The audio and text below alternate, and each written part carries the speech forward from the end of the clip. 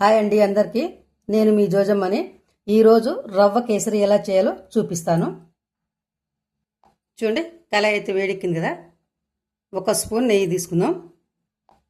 చూడండి, కాజు కిస్మిస్లు వేసుకొని దూరగా వేయించుకుందాం.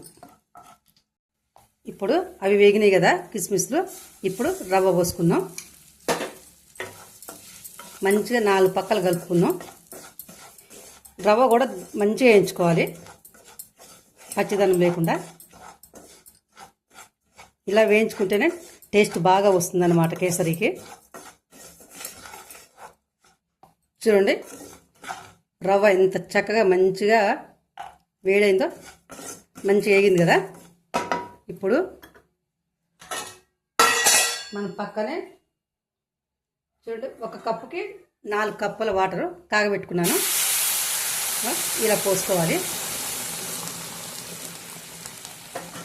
వేడి చేసుకున్న నీళ్ళు కదా, అందుకే ఇలా చల్లటి నీళ్ళు పోస్తే గడ్డ కడుతుందన్నమాట.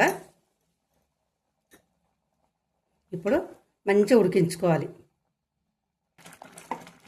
చూడండి ఎంత చక్కగా ఉడుకుతుందో.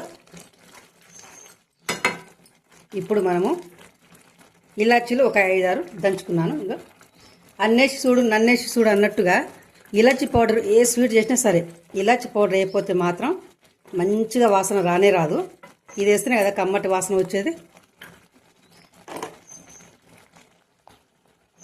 ఉడికింది కదా. ఇప్పుడైతే మనము ఏ కప్పుతో అయితే రవ్వ వేసుకున్నామో అదే కప్పుతో బెల్లం కూడా తురుముకున్నాను. ఇలా వేసి వేడి మీద మంచిగా కరుగుతుంది.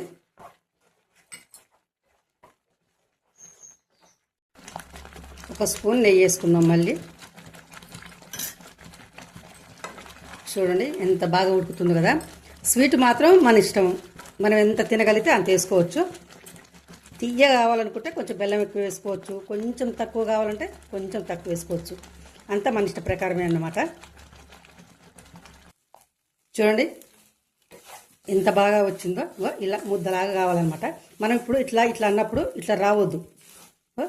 మనం ఇట్లా అన్నప్పుడు ఎటు నెడితే అటు పోయినప్పుడే ఇది అయినట్టు అనమాట.